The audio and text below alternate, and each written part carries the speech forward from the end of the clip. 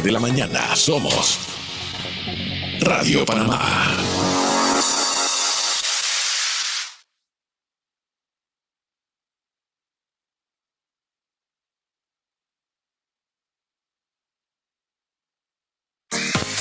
Infoeconomía, el programa que te ayuda a tomar decisiones, con información útil para ti de logística, finanzas personales, autos nuevos, banca, seguros, economía y cultura, a cargo de periodistas independientes que te acompañan de lunes a viernes a las 2 p.m. por Radio Panamá 94.5 FM.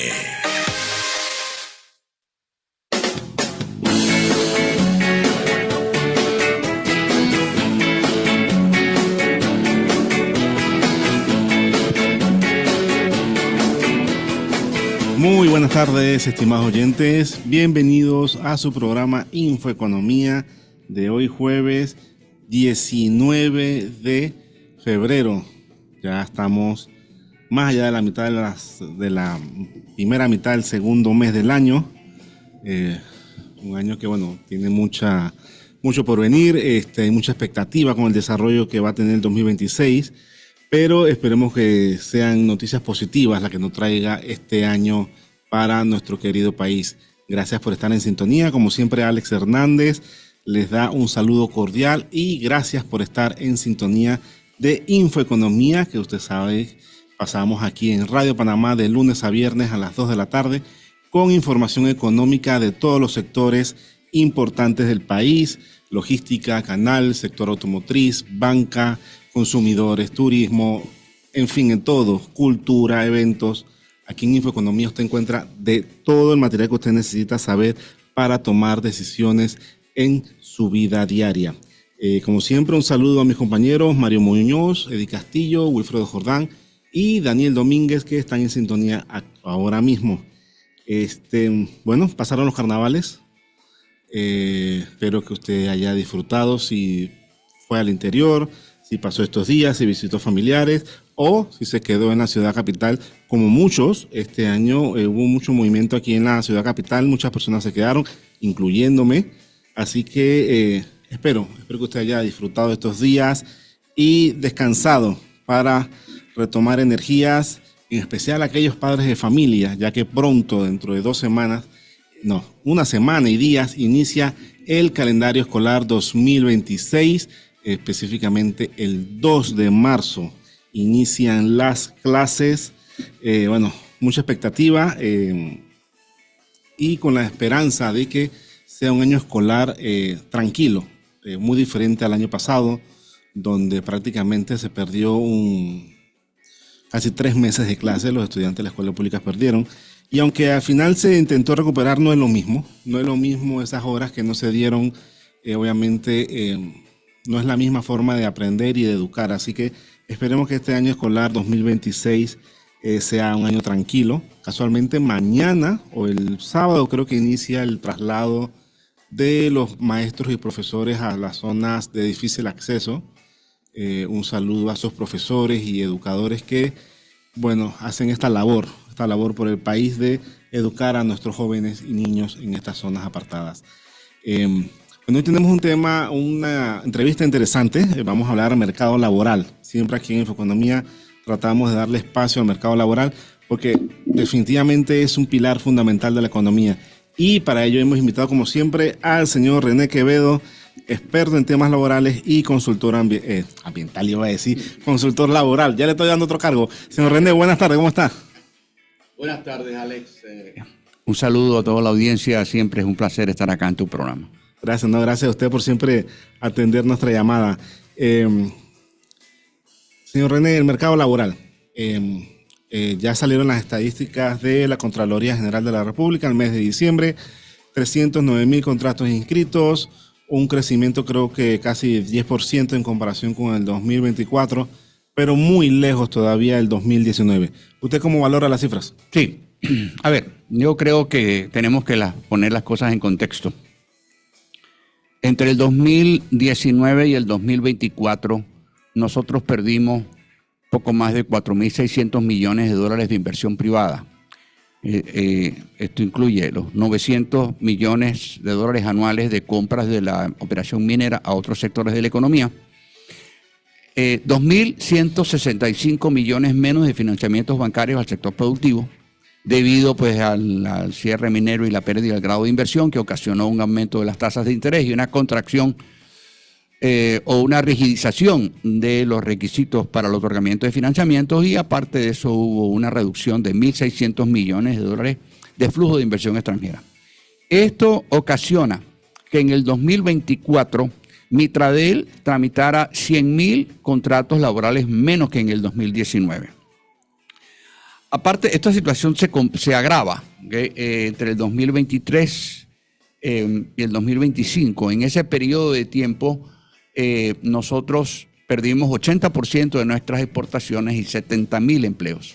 Unos 54.000 empleos de la mina y otros 20.000 con todo el tema de Chiquita y todo lo que llamamos la masacre laboral de Bocas del Toro, que de acuerdo a estimaciones del Observatorio del Mercado Laboral de Mitradel, ocasionó la pérdida de 11.700 empleos formales agrícolas en Bocas del Toro y la comarca Nové Buglé. Donde se necesita mucho trabajo. Sí, la comarca Nové Buglé, a raíz de todo lo que pasó en esos 11 meses entre octubre del 2024 y septiembre del 2025, perdió 59% de todos sus empleos formales. ¿Okay? Es decir, es un impacto muy grande, particularmente en una zona deprimida. Entonces, y la pregunta es, bueno, ¿valió la pena todo lo que pasó? Y eso fue debido a las protestas que hubo en contra de la ley 462, y terminamos sacando de la seguridad social a 59% de todos los trabajadores de la comarca Nové Buglé. Claro. Entonces, a pesar de eso, en el 2025 se registraron 309.000 nuevos contratos laborales, que es 31.000 más que el año anterior. Ahora, tenemos que también poner esto en contexto. Esto ocurre en la segunda mitad del 2025. ¿Por qué?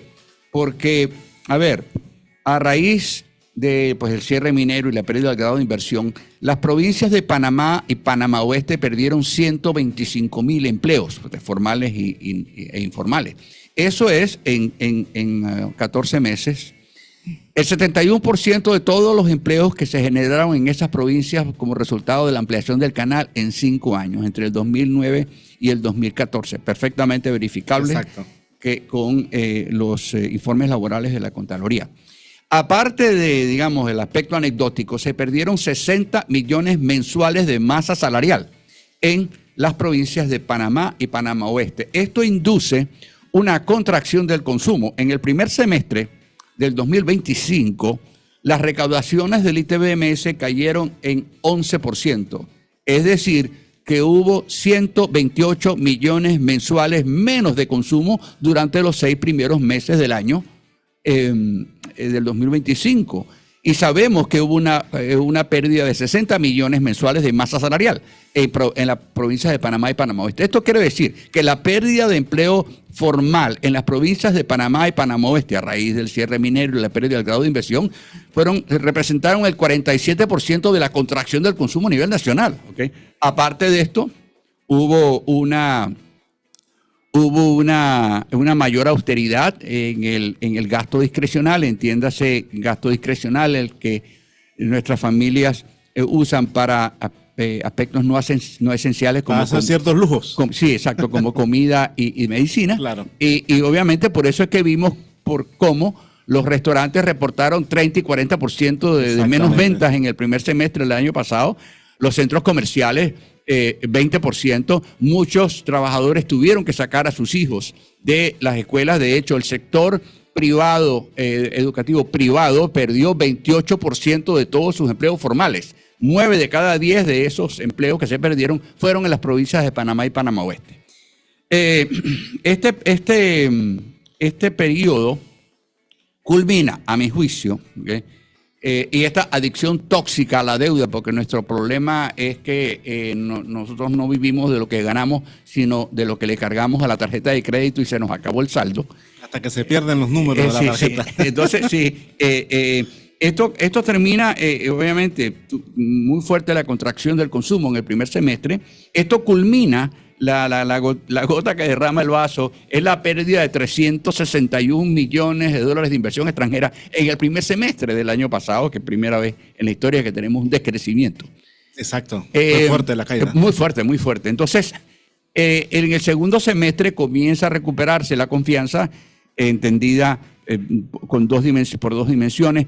Uno, aumenta la inversión a través de los financiamientos bancarios del sector productivo que aumentaron. A noviembre iban 8% por encima del 2024 y aumentó el consumo. El consumo mensual promedio en el segundo semestre del año pasado fue 100 millones más que en el primer semestre. Entonces, habiendo dicho esto, creo que pues están comenzando a dar pequeños indicios, ¿okay? Yo no lo llamaría tendencia porque tenemos que esperar a ver si esa tendencia es sostenible. Se mantiene, claro. Se mantiene, pero la inversión precede el empleo y la confianza precede la inversión. Si no hay inversión, seguiremos generando informales y condenando a la Caja del Seguro Social a muerte, hagamos lo que hagamos, porque sin cotizantes la Caja del Seguro Social no existe. Así que creo que dentro de todo, también a nivel internacional también están mejorando las cosas. Acabamos de ver cómo la prima de riesgo país, una declaración del MEF, un informe, es la más baja desde el 2020. Esto también hay que ponerlo en contexto. Esto se refiere al índice de bonos de mercados emergentes publicado por JP Morgan, que en abril del 2022, y esto siempre lo pongo como para dar idea de perspectiva, en abril del 2002 nuestros bonos, en el informe de JP Morgan, el ENVI que llaman, eran los terceros más seguros de toda Latinoamérica, solo superados por los de Chile y Uruguay, ambos con grado de inversión. En octubre del 2024, después que perdimos el grado de inversión y todo esto, caemos al puesto número 9, inclusive superados por 5 países que no tienen grado de inversión, como Brasil, Paraguay, Guatemala, República Dominicana y Costa Rica. Costa Rica, exacto. Comienzan a tomarse algunas acciones por parte del gobierno y hay que honrar y hay que reconocerlo, que comienzan a cambiar la tendencia. Hubo 3 temas fundamentales dichos por la misma gente de JP Morgan. 1, la aprobación de la ley 462 de la Caja del Seguro Social. 2, la aprobación del presupuesto que contemplaba una reducción del déficit. Y 3, el inicio de las conversaciones y las negociaciones entre el gobierno y la empresa minera para una eventual reapertura. Esto ocasiona una mejora del atractivo de los bonos a nivel internacional, al punto tal que en la medición de octubre del 2025 comenzamos a aparecer en el puesto número 7, es decir, subimos 2 peldaños, todavía estamos lejos del puesto número 3, como estábamos antes. Y lo más interesante en todo esto, en toda esta película, nosotros hace, 10, 15 años éramos destino favorito de las inversiones extranjeras. Bueno, de hecho... miramos a los otros países bajo del hombro. Como gallina que mira sal, ¿no? Exactamente. Repita esa, ¿cómo es? Como gallina que mira sal. Tírale sal a una gallina para que veas cómo mira. Esa es nueva, no se la había escuchado. Bueno, de hecho, nosotros en el 2019, creo que entraron en el 2018 4.000 y tantos. 4.000... Sí, 4.000 por ahí, exacto. Entre los dos. Llegamos hasta en 5.000, creo que en el 2017. Sí, y obviamente el año pasado, con suerte, llegamos a 1.000 y lo dudo, ¿no? Ese lugar nos lo robó, entre comillas, con envidia de la buena, nos lo robó la República Dominicana. Exacto. República Dominicana ingresó 4.800 millones de dólares de inversión extranjera el año pasado, seguido por Costa Rica, que estuvo en 3.500. ¿Okay? Se lo vienen peleando. Desde que Panamá perdió el primer puesto, ellos se lo han alternado. Y lo más triste es que ninguno de esos dos países tiene grado de inversión. Nosotros todavía mantenemos el de Standard & Poor's y Moody's. Así que bueno, resumidas cuentas, creo que hay indicios de recuperación de confianza a nivel interno y externo, pero obviamente necesitamos seguir trabajando en esto. Esto no es garantía, eso tiene que pelear todos los días. Lamentablemente hay una guerra muy fuerte para atraer inversión. O sea, están todos los países haciendo lo suyo. Todos los países tienen el cuchillo en la boca, ¿ok? Y bueno, nosotros lamentablemente, como dije, en los últimos dos años perdimos 80% de nuestras exportaciones y 70.000 empleos, ambos relacionados con inversiones extranjeras. Entonces tenemos un trecho que recuperar y yo confío en que así será. Pero por lo pronto veo síntomas de recuperación en el sector interno, porque el Claro. sector interno es el que genera la mayoría de los empleos. Así que, digamos, creo que al mejorar la confianza, al mejorar la inversión, mejorar el consumo, esto se ha traducido en un aumento en las contrataciones laborales. La confianza, como dije antes, precede la inversión y la inversión precede al empleo. Pero es un proceso. ¿Qué tiempo va a tardar en venir al Chenchen? Claro. Es difícil poder establecer un tiempo, pero ya se están dando los primeros pasos y lo importante es que se consoliden esas tendencias. Claro, exactamente. Y no es el mismo ritmo, ¿no? No es lo mismo, no toma el mismo tiempo cerrar una empresa que crear una nueva y comenzar a generar empleo. Así es. Son procesos totalmente diferentes. Y como acabamos de ver, es más fácil destruir empleo que generarlo. O sea, Claro. entonces creo que va a llevar, pero dentro de todo, creo que, como decía Dalai Lama, ganes o pierdas, nunca pierdas la lección. Acabamos en 15 años, hemos recibido una lección magistral del impacto de la inversión, ¿okay? Positivo y negativo, sobre el derrame económico, porque no se trata solamente de generar empleo, sino derrame económico. Como punto de referencia, en la época Martinelli, por poner un nombre, 2009-2014, nosotros generamos 351,000 empleos. Y fue una época muy marcada por la construcción. Sin embargo, solo se generaron 58,000 empleos en la construcción, 15%. Las 2/3 partes en Panamá y Panamá Oeste. Sin embargo, casi el 40% de los empleos generados estuvieron en el comercio y la agricultura. Empleo inducido. Claro. ¿Qué es empleo inducido? El empleo y la demanda, el empleo que se genera como resultado de la demanda generada por cómo estos trabajadores, Aumento directos e informales, claro. sí, gastan sus ingresos. Entonces, lo mismo ocurrió con la mina, pero en efecto inverso, ¿no? Claro. Es decir, el empleo, el impacto directo de la actividad minera no llegó al 10% del total empleo, pero el empleo total fueron 54,000 empleos perdidos.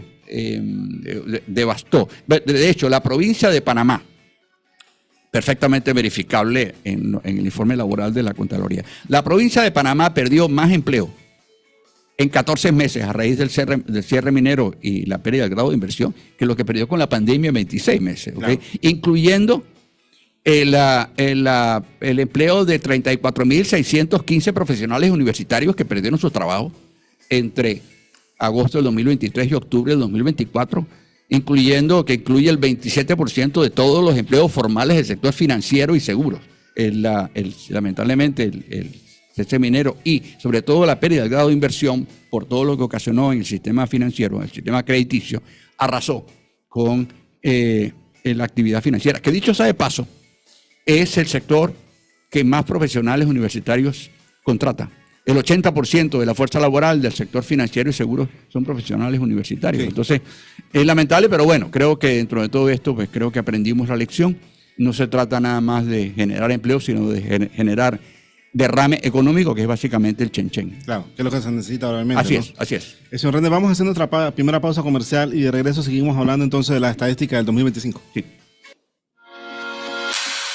No te vayas, pronto estaremos de vuelta en Infoeconomía. Se prendió el verano y tu nuevo Hyundai lo sabe. Y no importa si es arriba o abajo, tú vas para la calle. Aprovecha tu trámite de placa gratis, tu bono de 1,000 balboas y dale play a la fiesta. Tu modelo preferido te espera. Promoción válida del 1 al 28 de febrero de 2026. Términos y condiciones en hyundai.petroautos.com. ¿Sabías que cada día el Metro de Panamá nos hace la vida más fácil? Es rápido, confiable y nos conecta con nuestro trabajo, la escuela y nuestros amigos. Este mes, el Metro de Panamá ya alcanza 1,000 millones de viajes realizados y cada uno de nosotros forma parte de esta historia de progreso y eficiencia. Metro de Panamá, celebramos contigo. ¿Sabe usted qué es un reaseguro? El reaseguro es el seguro de las aseguradoras. Es una herramienta que le permite transferir parte de sus riesgos a otras empresas, garantizando su estabilidad y la capacidad de responder ante grandes pérdidas. Así, todos ganamos en seguridad y confianza. Un mensaje de la Superintendencia de Seguros y Reaseguros de Panamá. Un nuevo orgullo panameño. Por primera vez en nuestra historia, Panamá logra lo que parecía imposible: cruzar por debajo del canal. A 65 metros de profundidad, la tuneladora Panamá culmina el cruce subterráneo y llega a Balboa, marcando un hito histórico en la ingeniería panameña. Más de 3 kilómetros excavados, un avance que transformará la movilidad del país y la vida de más de 500,000 personas en Panamá Oeste. Gobierno Nacional, con paso firme.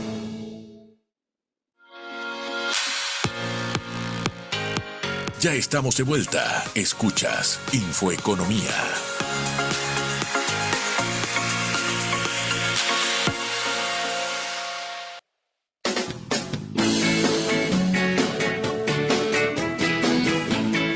Y estamos de regreso aquí en esta tarde de jueves en su programa Infoeconomía a través de todas las frecuencias de Radio Panamá a nivel nacional.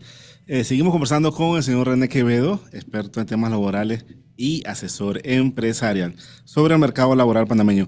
Señor René, estaba viendo la estadística de la Contraloría y me llama la atención que sigue marcando que la mayor cantidad de contratos es por tiempo definido. Sí, obviamente hubo más contratos, pero todavía como que hay cierta cautela, obviamente, ¿no? ¿Cómo lo ve usted?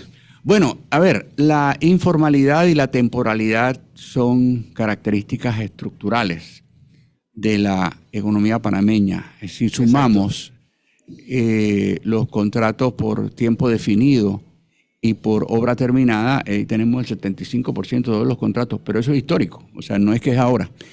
Sí, entonces creo que es un tema, digamos, que refleja, digamos, de alguna manera, cómo se percibe el ambiente para la inversión privada, pero no de ahora, es lo que quiero resaltar, ¿no? Se ve, existe la propensión de incertidumbre. Por ejemplo, los niveles de informalidad son reflejos de la incertidumbre que existe.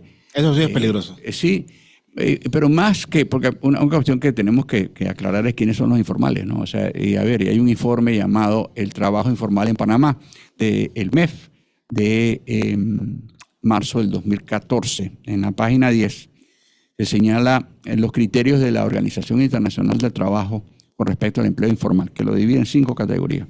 1, los contratos, los trabajadores,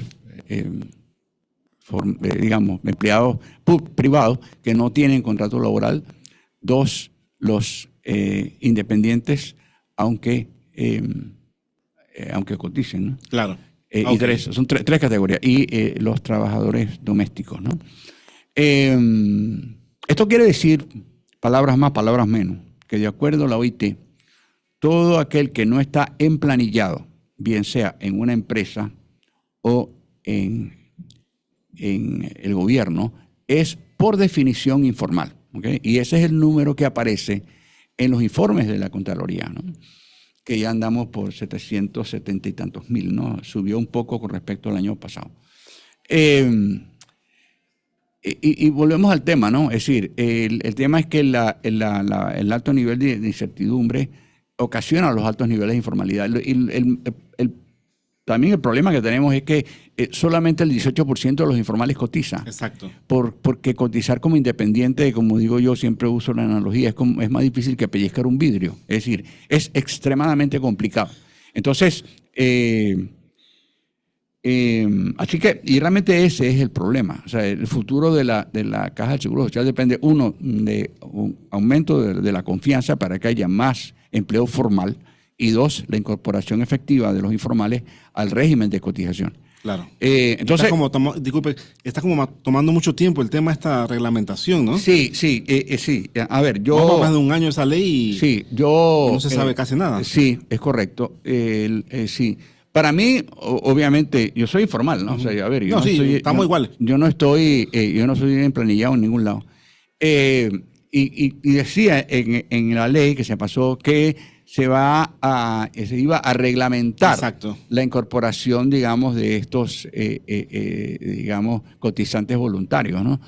Pero es que ese realmente es el problema. Para mí, obviamente, con mis sesgos y con mi desconocimiento, para mí eso debería ser como abrir una cuenta de ahorro, que yo puedo abrirlo desde un celular, ¿ok? Ya por lo menos voy metiendo la plata ahí. Después veo para qué me sirve. Entonces, yo creo que el problema está en la afiliación, ¿eh? Exacto. Digamos, no hay que darle mucha vuelta.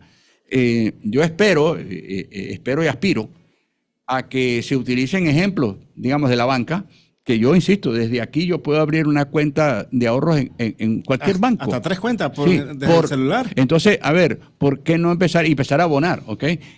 Allí, y después veo cuánto me compra esto. El problema es que, obviamente, porque una cosa son digamos, la parte digamos, de las cotizaciones, y lo otro es qué me compra, cuáles las prestaciones que yo puedo. Sí, van a ser por separado, obviamente. Sí, entonces creo que lo obligatorio va a ser lo cotizante. Correcto. Para lo que es la jubilación. Sí. Y entonces, si el trabajador quiere entonces añadir entonces lo de la cobertura médica, sería entonces otro. Es correcto. Pero todavía no se sabe mucho. Todavía, exacto. Entonces yo creo que... Pero es muy buena idea esa. Vamos a mandarle este programa a la Caja de Seguro Social para ver si lo toman de idea. Pero bueno, que no es que estamos inventando la rueda, eso lo tienen todos los bancos. Es decir, porque yo creo que el tema está hay un problema grave de cotizaciones, grave, digamos, de ingresos. ¿Okay? De burocracia. Sí, entonces creo que son dos problemas por separado, ¿okay? Aparte de todos los problemas internos que tiene la caja, ¿no? Que lamentablemente está tecnológicamente hablando, está viviendo la era de Pedro Picapiedra, ¿no? Entonces, así que sí, y uno va, por ejemplo, situaciones como que, por ejemplo, cuando uno va a solicitar un pajisalvo. Pajisalvo de no obligatorio. De no obligatorio, sí. Ese es un problema. Y se lo digo por experiencia propia. Sí, los mismos papeles, ¿ok? Presentados a la misma gente, ¿ok?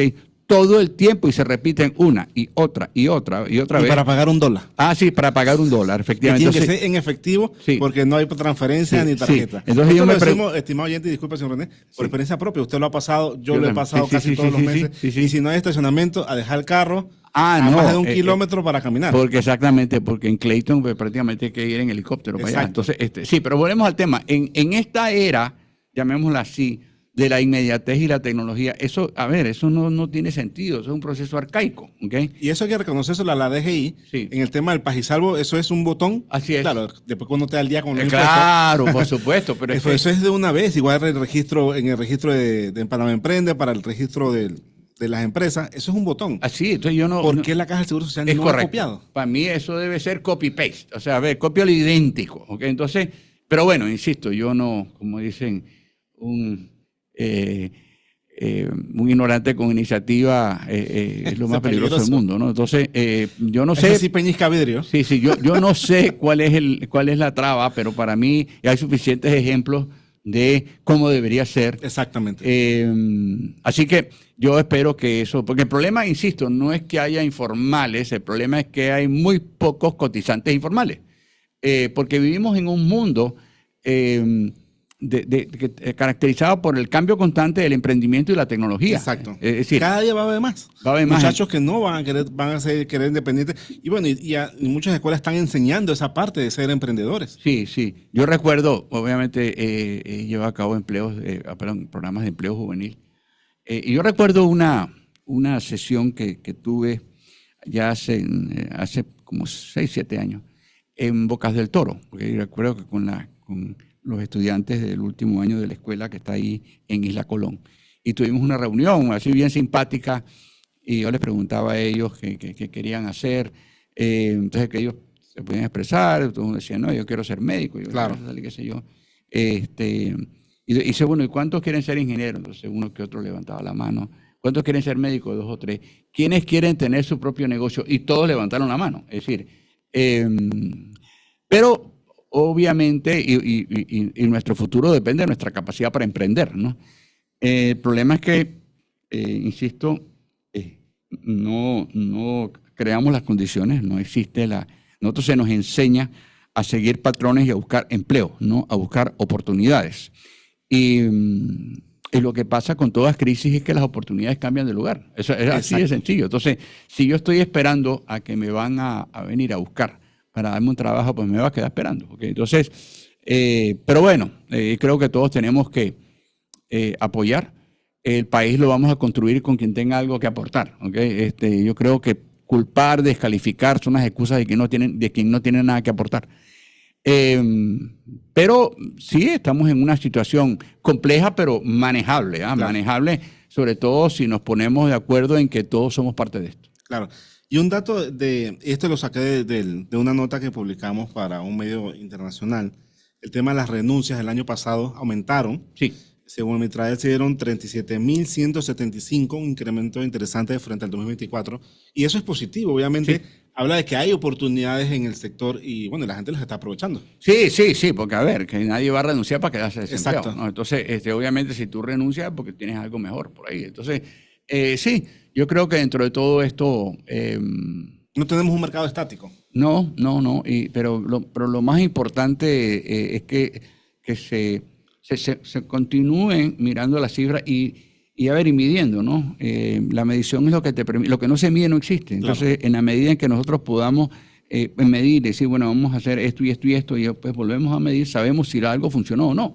Y en eso sí necesitamos mejorar en lo que es estadística. Sí, cómo no. Es decir, yo creo que efectivamente necesitamos más data y sobre todo qué hacer con la data. Exacto. Porque, como dicen, es mucho más fácil medir y reportarlo todo que medir y reportar lo importante. Así que, pero dentro de todo, digamos, en resumidas cuentas, creo que hay indicios de mejora. Todavía son síntomas, todavía son indicios. No podemos hablar de tendencias, tenemos que esperar a los próximos meses a ver cómo evolucionan. Pero dentro de todo esto me siento, digamos, optimista de que estas tendencias se van a consolidar este año. Claro. No, y recordando hace casi un año que lo tuvimos aquí casualmente, en ese tiempo estábamos hablando de los comentarios del Señor del Norte, ¿se acuerda? Sí. Que comenzaba con la campaña con el canal. Eso dentro de toda ¿cómo que se llama? Todos los aspectos anecdóticos, eso sí nadie lo vio venir. Exacto. O sea, ahí nos golearon por todos lados. No. O sea, nadie se esperaba eso. Pues prácticamente lo planteó de que había un chino parado ahí en el canal diciendo que barcos pasan y cuáles no. Pero dentro de todo esto, aparte podemos mirar hacia atrás y ver lo anecdótico, pero yo pienso que ya pasó. Creo que el presidente Mulino se ha mantenido, digamos, en una línea. Bueno, por lo menos ya lo invitaron a una reunión. Sí, importante. Hace poco. Importante. Pero bueno, dentro de todo esto, nosotros no podemos cambiar lo que pasa afuera, claro, pero sí cómo lo manejamos, ¿no? Exactamente. Y creo que en este sentido, nosotros somos un país chiquito, pero tenemos una importancia estratégica fundamental. Entonces tenemos que saber jugar dentro de estos mastodontes y lamentablemente no podemos escapar de la geopolítica. Claro. Pero creo que ser inteligente. Sí, y saber... evitar las pasiones, obviamente. Efectivamente. Esos discursos de barricada. Es correcto. Caro, discursos de patria o muerte no nos van a ayudar en ese momento. Perfecto. Señor René, vamos a nuestra segunda pausa comercial y de regreso conversamos entonces de temas laborales todavía. Sí. No te vayas, pronto estaremos de vuelta en Infoeconomía. Se prendió el verano y tu nuevo Hyundai lo sabe. Y no importa si es arriba o abajo, tú vas para la calle. Aprovecha tu trámite de placa gratis, tu bono de 1,000 balboas y dale play a la fiesta. Tu modelo preferido te espera. Promoción válida del 1 al 28 de febrero de 2026. Términos y condiciones en hyundai.petroautos.com. La línea 3 del metro avanza con paso firme. Ya cruzó por debajo del canal para unir Farfán con Albrook. Los 26 trenes monorriel ya están aquí con su inconfundible olor a nuevo. Cada columna que se levanta, cada estación que se construye es una señal de que la vida en el West está por cambiar. Más tiempo para compartir con lo que más importa, la familia. Más oportunidades y la certeza de ver a Panamá crecer con su gente. Línea 3 del Metro de Panamá. ¿Conoces tus derechos como asegurado? ¿Tienes derecho a recibir información clara, a elegir libremente tu aseguradora, a que se respeten las condiciones de tu póliza y a presentar reclamaciones si no estás conforme? Infórmate y haz valer tus derechos. Un mensaje de la Superintendencia de Seguros y Reaseguros de Panamá. El anillo hidráulico este avanza con paso firme y hoy entra en su etapa final. Con un 94% de avance, este proyecto refleja el trabajo constante de los últimos 18 meses, en los que esta administración aceleró su ejecución con nuevos tanques de almacenamiento y más de 10 kilómetros de tubería instalada. Hoy se preparan las labores de interconexión y pruebas como parte de un compromiso claro: garantizar un servicio más continuo y mejorar la calidad de vida de miles de familias. Gobierno Nacional, con paso firme.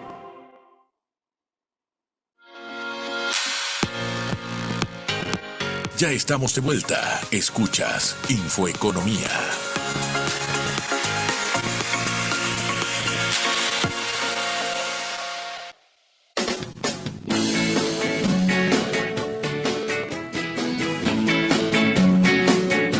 Y avanzamos la tarde aquí en su programa Infoeconomía, este jueves 19 de febrero. Seguimos conversando con el señor René Quevedo, experto en temas laborales. Señor René, en el tema de la confianza de los inversionistas aquí en Panamá, bueno, usted mencionó lo del reporte del MEF, que el tema ha disminuido, el tema del riesgo, pero ¿qué faltaría para potenciarlo, esa confianza? Bueno, esto es lo primero que tenemos que entender, que eso es un proceso, no un acto, ¿no? Lamentablemente. Es como prender la luz, claro. Sí, es decir, tiene que haber un proceso. Lamentablemente, pues ocurrió el tema de la noticia de que nos mantienen en una lista discriminatoria. Exacto. La Unión Europea. Lamentable, pero, a ver, son criterios de ellos. Yo confío en que se sigan llevando a cabo los esfuerzos que ya se iniciaron. El problema es que cuando hay este tipo de... Y obviamente, pues hay entonces pues todo este manejo... corre la mecha como bombita, sí, claro. de Radio Bemba, que está basado en titulares, ¿no? Más que otra cosa, es decir, la discusión pasional, que pareciera que no se está haciendo nada, ¿no? Claro. Se están haciendo... Y ya el gobierno había dicho que lo más seguro no íbamos a salir. Sí. Entonces Entonces, Chama lo había vaticinado. Sí, entonces, pero creo que, ¿cómo se llama? El hecho de que uno tenga 90% de los requisitos, pues no tienes el 100% de los requisitos, y para tú salir tiene que estar al 100%. Entonces, pero dentro de todo esto está mejorando a nivel interno y a nivel externo. Creo que es positivo. Creo que es importante que lo entendamos, que es así, y que todos, como digo, insisto, no estoy para nada sugiriendo de que todo está bien, de que vivimos en el país de las maravillas. Sí. Pero tampoco todo está mal. Hay veces que uno ve las redes y pareciera que es que pues aquí todo el mundo es delincuente. O sea, todo el mundo es delincuente menos yo, ¿ok? Es que bueno, que esto hay que prenderle fuego y que bueno, cerremos y que mejor es un suicidio colectivo. Por Dios, yo creo que tampoco es para tanto, ¿no? Pero sí creo que hay un tema obviamente con la corrupción que sigue motivando pasión. Eso es una herida abierta.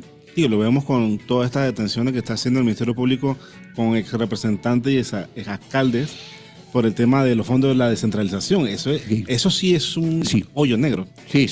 Eso pareciera efectivamente el agujero negro. Pero dentro de todo esto es importante porque, bueno, allá hay pues, un órgano judicial que se debe encargar de esto. Mientras tanto, ¿qué hacemos? ¿Okay? Y el mientras tanto, ¿okay? Es la capacidad de la economía para generar empleo depende de la velocidad con la cual le podamos inyectar liquidez. No estoy inventando la rueda. ¿Okay? Por ahí hay una ley, no recuerdo el nombre, el número, para poder certificar las facturas, un poco como factoring. Sí. El factoring existe, esto es una figura que ya existe. Creo que es el proyecto 472, la ley 472 que se aprobó en primer debate. Esto creo que va a tener un impacto interesante porque plantea básicamente es que las empresas del Estado y las empresas privadas con más de $50 millones de venta, que no son muchas, se comprometan al pago de la deuda. Te dice, bueno, voy a pagar en 30 días y bueno, son 30 días o en 90, lo que sea, pero esa fecha queda fija y se puede certificar. Hay una fecha irrevocable de pago. ¿Okay? Con eso es un instrumento negociable, pues yo lo puedo negociar. Porque va a haber un pago, va a haber un repago. La fuente de repago es el trabajo que ya se ha hecho, porque estamos hablando de servicios ya prestados. Entonces esto me permite pues disminuir el impacto o la traba que significa temas como garantías, etcétera, etcétera, que han sido la traba más importante para el financiamiento a las MIPYMES. No olvidemos que, como dije antes, las microempresas de menos de 10 trabajadores representan el 83,5% de todos los patronos activos. Sin embargo, estas microempresas solo reciben el 12% de los financiamientos bancarios en el país. Si vemos el saldo de la cartera de créditos de la Superintendencia de Bancos y vemos empresas de menos de 10 trabajadores, las microempresas representan el 12% de la cartera. Esto quiere decir que el 83,5% de los patronos activos que generan la mayoría de los empleos solo reciben 12% de los financiamientos bancarios. Entonces, obviamente, en la medida en que podamos instrumentar, y la banca tendrá sus razones, ¿no? No quiero en ningún momento sonar de que, bueno, los bancos son los malos. Sí, no. Claro. Hay una serie de requisitos. Ellos tienen que cubrir, obviamente, eso no es plata de ellos. Exactamente. Sí. Y no olvidemos que hoy somos un país más riesgoso que hace un par de años. Ahora los requisitos son un poco y el dinero les cuesta más a ellos. Sí, entonces, creo que, pero en la medida que podamos lograr estos instrumentos que permitan inyectarle liquidez a la economía, en la calle. Esto va a acelerar la generación de empleo y chen en la calle, ¿no? Insisto, no hay que ser tampoco hacer un estudio de Harvard para eso. Esto es sencillo. ¿Por qué? Porque eso es dinero que tengo circulando. Y lo pongo siempre como ejemplo, ¿no? Es decir, antes hablé de la caída en la inversión privada que hubo entre el 2019 y el 2024 y la caída que hubo en las contrataciones laborales. Otro detalle, en una economía donde el 70% de los empleos son presenciales, en el 2024, el metro y mi bus transportaron 196,000 pasajeros diarios menos que en el 2019. Esa es una caída del 23%. Es decir, que si antes salían de la casa 4, en el 2024 salieron 3. ¿Okay? Hay gente que dice, bueno, pero es que los estudiantes, no es que primero las escuelas estuvieron principalmente cerradas y los estudiantes no representan ni siquiera el 1,5% del tráfico. Entonces, todo está relacionado. O sea, el chen en la calle es derrame. Y eso obviamente es privado, eso no está en un colchón en el MEF. Entonces creo que en la medida que entendamos que todos somos parte de alguna manera y que realmente el gobierno debe ser facilitador de la generación de empleo, crear las condiciones para que el sector privado pueda generar empleo y no ser el mayor generador de empleo, comenzar a reducir esa planilla como lo fue creciendo entre el 2012 y el 2024, efectivamente, que el único que generó empleo formal y los mayores aumentos salariales fue el Estado, con plata prestada, porque aumentamos la deuda externa en $40,000 millones en 12 años. Entonces, pero volvemos al tema, ¿no? Esto es un proceso. Creo que esa dependencia tóxica de la deuda terminó en el primer semestre del año pasado, lamentablemente con una fuga importante de inversión extranjera, y creo que comenzamos realmente a enfrentar la realidad y a mejorar la confianza a partir del segundo semestre. Claro. Obviamente, esto es un proceso, eso es como quien aprende a caminar. Va a depender mucho de lo que ocurre en los próximos meses. Yo espero que esto se va a consolidar, porque ahora pues van a comenzar, o que ya comenzaron, los proyectos de infraestructura del gobierno. Estamos hablando de que para el año el gobierno tiene programado inversiones en el orden de los $11,000 millones. Eso es mucha plata. Sí. Básicamente trabajo de infraestructura. La construcción mueve mucho la economía. Y el impacto que tienen, ¿no? De los otros negocios que se van dando alrededor. Sí. Es decir, y yo creo que eso va a generar no solamente la infraestructura pública, ¿no? También yo espero que se dé movimiento en la inversión privada con la nueva ley de intereses preferenciales. Exactamente. Que yo espero que comience a a generar pues nuevos, porque eso comenzó a regir ahora en enero del 2026. Entonces yo espero que ahora pues eso comience a mover el sector de la construcción. Pues obviamente habrá una decisión con respecto a la mina. Ya hay síntomas de que pareciera inminente la reapertura. No sé bajo qué condiciones porque no soy abogado. Esa es la pregunta del año. La pregunta del millón. Eso va a acelerar las tendencias, más que la generación de empleo, que sí lo hará, la generación de confianza. Claro. ¿Okay? Porque obviamente estamos hablando de la mayor inversión extranjera en la historia. Sí veo, y lo he dicho aquí antes, veo una convergencia de los planetas en el primer trimestre del 2027. ¿Por qué? Exactamente, usted lo ha dicho antes. Porque veo el inicio de que van a concurrir, primero, una mina teóricamente ya full operativa. 2, las fases de construcción de proyectos importantes como el tren a Chiriquí, el gasoducto del canal, Río Indio y los 2 puertos del canal, asumiendo, claro está, de que los procesos de licitación son llevados a cabo de manera oportuna y transparente.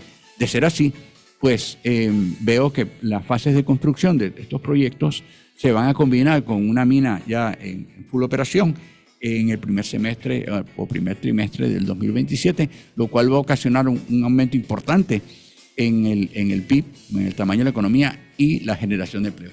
Claro, sí, definitivamente, Gustavo menciona, vienen proyectos importantes. El canal es uno, obviamente. Hay que darle mucho seguimiento en este tema de... Bueno, ya ellos tienen su calendario obviamente programado. Sí. Puerto, gasoducto y puerto serán lo primero. Obviamente el Río Indio en el medio también.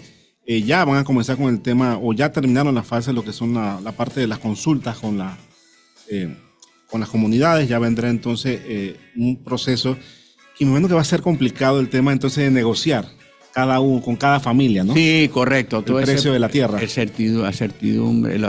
Y ahí va a haber una rebatiña, porque obviamente sabemos de casos de personas que en su momento entraron a comprar tierra. Claro, por supuesto. Sabían lo que venía, estaba cantado. Es correcto. Entonces, sí, efectivamente eso viene. Creo que, obviamente, pues hay gente que cuestiona la viabilidad, pero yo siempre pongo como ejemplo el metro. ¿Okay? Claro. Si ponemos a evaluar, el metro es subsidiado, ¿okay? y el metro, si nos pusiéramos si nos hubiéramos puesto a justificar su construcción en su viabilidad financiera, pues, no lo hubiéramos hecho. El Metrobús todavía. Sí, pero creo que es importante el impacto que ha tenido en la calidad de vida. Lo mismo va a ocurrir con el tren. Yo visualizo, pues obviamente al agilizarse el movimiento de personas y de carga a lo largo de todo ese, porque no solamente Panamá y David, exacto. Todo este proceso, todas estas provincias que están en todo este trayecto se van a ver beneficiadas económicamente. Esto dará lugar a nuevos negocios, nuevas oportunidades, nuevas oportunidades de empleo, así que... Exactamente. Bueno, y mi compañero Wilfredo Jordán es uno de los principales interesados en que este proyecto a Chiriquí realmente se dé pronto, ¿no? Sí. Vamos a hacer nuestra última pausa comercial y de regreso venimos con algunas conclusiones. Sí. Señor René. Sí. No te vayas, pronto estaremos de vuelta en Infoeconomía.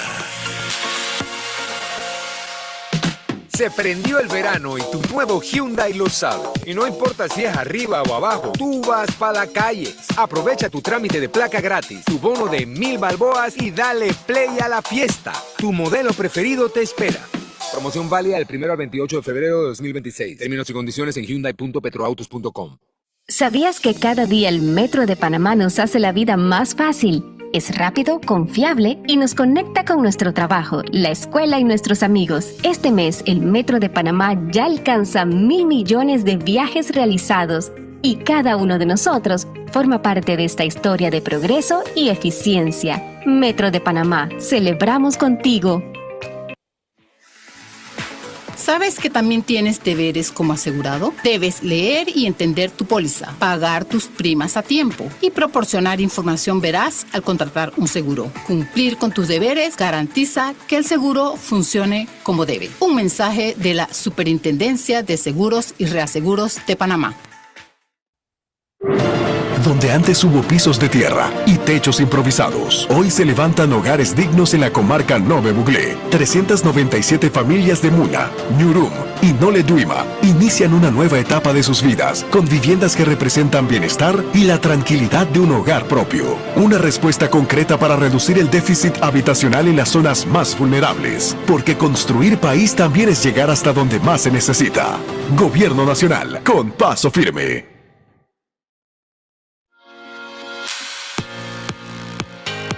Ya estamos de vuelta. Escuchas Infoeconomía.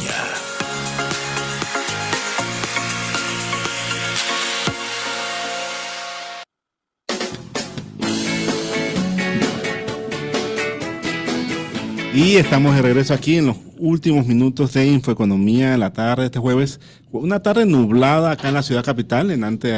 Cuando venía hacia el centro estaba lloviendo por el área de Costa del Este, Corredor Sur, estaba cayendo una fuerte lluvia. Un verano raro el que tenemos, señor René, pero bueno, es lo que nos toca, ¿no? Así es, así es. Señor René, ya para terminar, usted, como hemos mencionado, usted es experto en temas laborales y asesor empresarial. Sé que participa en algunas juntas directivas de gremios importantes en el país. ¿Cuál es el sentir de estos gremios? ¿Qué está sintiendo el sector privado? Bueno, yo creo que lo primero es que hay síntomas de que la confianza está mejorando. Esto es cierto. Hay síntomas cualitativos y cuantitativos. Los cualitativos, pues el sentir, el que, bueno, pareciera que las cosas se están haciendo bien. Pareciera mentira, pues todo este tema de que no hay cierre ha tenido un impacto importante. ¿Okay? Con respecto a la estabilidad y el tema de la gobernabilidad. Pero esto es apoyado con data. ¿Okay? Estamos viendo, como dije hace un momento, mejora en la confianza, mejora en la inversión privada a nivel nacional, mejora en el consumo, mejora en la posición, la disminución de riesgo país, que es importante a nivel internacional. Ahora, insisto, son síntomas. Tenemos que esperar a los próximos meses para ver cómo esto evoluciona. Estas mejoras se están traduciendo en mejoras en el mercado laboral, como hemos dicho. Exacto. Antes. Este año se tramitaron 31,000 contratos más que el año pasado. Yo preveo que esas tendencias van a continuar, va a continuar los incrementos graduales de la inversión privada, los financiamientos bancarios al sector productivo. Espero que haya una mayor participación en los financiamientos bancarios o financiamientos en general a los MIPYMES, particularmente a las micro. ¿Okay? Hablamos de este proyecto en la Asamblea. Obviamente está el tema de la decisión de la mina, que definitivamente el futuro de la inversión privada en Panamá pasa por Donoso. ¿Qué hacemos, cómo lo hacemos y cuándo lo hacemos? Desde la perspectiva de los inversionistas extranjeros determinará nuestra capacidad para poder convencer al mundo de que invertir en Panamá es buen negocio, y no estoy inventando la rueda.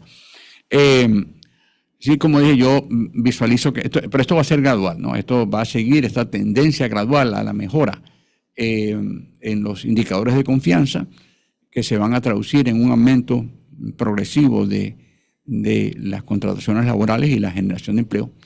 Pero lo más importante, quizás lo más importante es entender que estos son procesos, estos no son actos. Pues lamentablemente, pues a veces tenemos expectativas mesiánicas. Exacto. De que las cosas van a ocurrir por arte de magia, que va a venir un decreto que decrete hágase el chenchen. Plata para todo el mundo. Exactamente, vamos a regalar. Y lo más importante es que que se entienda que, y como lo digo con frecuencia, como vimos en la ampliación del canal, yo le meto 5.500 millones a esta economía y la pongo a volar. ¿Okay? Yo le quito 4.600 millones de dólares en 5 años, como pasó, y yo la asfixio, asfixio la economía. Y es lo que está ocurriendo. Los problemas de Chenchen se resuelven con Chenchen. Entonces, en la medida en que nosotros podamos crear las condiciones para que haya la inversión, para que haya el consumo, porque si no hay Chenchen no hay consumo. Claro, entonces, sí. No se mueve la economía. No, efectivamente. Entonces, el perro muriéndose la cola. Entonces, obviamente, y no habrá esa consolidación y esa dinamización de las contrataciones laborales y la generación de empleo formal, que es realmente nuestro problema. ¿Y los sectores que se proyecta que se tengan mayor impacto? Sí, sería? A ver, 4 de cada 5 contratos laborales en los últimos 2 años, en Mitradel, y esto es perfectamente verificable, vienen de 5 sectores, en este orden: comercio, construcción, actividades de apoyo administrativo, particularmente temas que tienen que ver con alquiler, ¿ok? Claro. Hoteles y restaurantes e industria, ¿ok? Ahí están el 80% de los contratos laborales. Este año va a haber un aumento, o hay un aumento, en otros servicios, particularmente aquellos que tienen que ver con reparaciones y mantenimiento. Esto es indicativo de que se espera, obviamente, un aumento en la actividad tanto minera como de construcción. Así que estos sectores se van a mantener. Esto no significa que son los únicos que van a generar empleo. Veo recuperación un poco más gradual o más modesta en la construcción, particularmente en la privada. Espero que, como dije antes, ver qué va a ocurrir con los proyectos de infraestructura que me van a generar empleo formal privado, porque son llevados a cabo por contratistas privados. También veo una recuperación gradual después de la masacre que hubo en el 2024 del sector financiero. Exacto. No sé si podremos recuperar todos esos empleos, pero sí. Así que así veo las cosas, pero obviamente depende de la confianza que logremos transmitir. Para ser confiables tenemos que ser predecibles. Yo no puedo partir de la base de que, bueno, confía en mí porque yo soy buena gente, ¿no? Claro. Esto es un proceso, ¿no? Exacto. Bueno, están las cartas sobre la mesa, señor René, así que esperemos que esos indicios, como usted menciona, entonces se vuelvan tendencia. Y aquí, estimados oyentes, vamos a estar en Infoeconomía, entonces analizando todo ese proceso de crecimiento que se espera tenga la economía. Así que, bueno, señor René, nuevamente gracias por estar con nosotros aquí en Infoeconomía. Gracias por la invitación. Perfecto. Bueno, estimados oyentes, gracias a usted por su sintonía.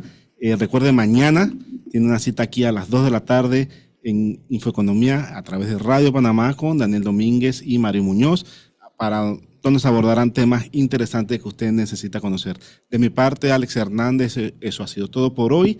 Saludos a mi familia hasta Los Pozos de Herrera. Un saludo anticipado a mi querida hija Gina Hernández, que mañana alcanza los 10 años de edad. Así que gracias por su sintonía y nos estaremos escuchando la próxima semana.